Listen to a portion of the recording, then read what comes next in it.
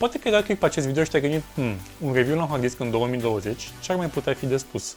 Păi fii atent, am primit recent de la colegi acest Seagate Barracuda de 8 TB la 5400 RPM și am zis hai să vedem cum se compară cu soluțiile mai noi în termen de stocare, având deja în dotare niște SSD-uri atât SATA cât și NVMe.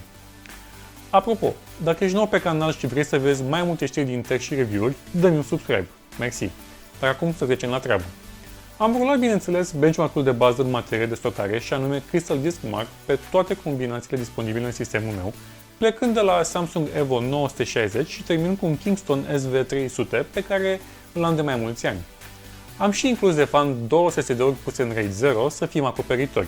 În final, am rulat și pentru hard disk, că doar pentru asta suntem aici. Și iată rezultatele. Nu o să le citesc, dar se poate vedea că cel puțin în benchmarks, NVMe-ul conduce detașat, iar hard disk-ul pare depășit de situație.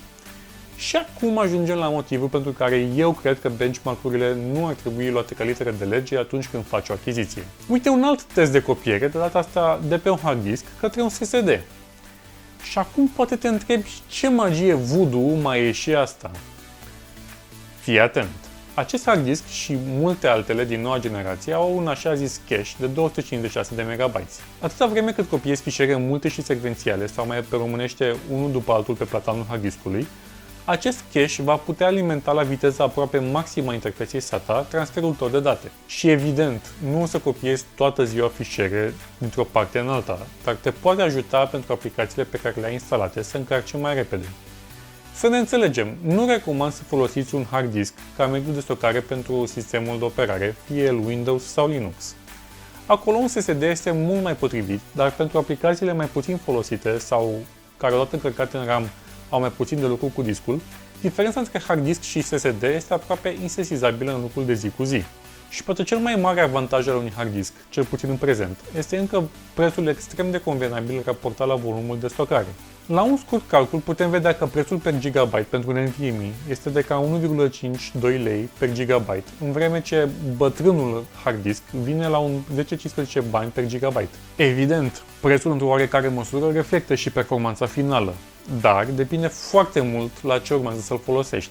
Cât despre zgomot, are piese în mișcare, normal să se audă ceva, însă fiind la 5400 RPM, nu o să-l auzi decât dacă stai cu urechea lipită aproape de el, într-o cameră cu puțin zgomot de fundal. Aici ține puțin și de carcasa și configurația pe care o ai, însă în cele mai multe cazuri abia dacă se va simți ceva peste ventilatoarea din carcasă. Altceva nu prea ar mai fi de spus, dar lasă-mi în comentarii mai jos dacă vrei să testezi vreo aplicație sau un joc anume.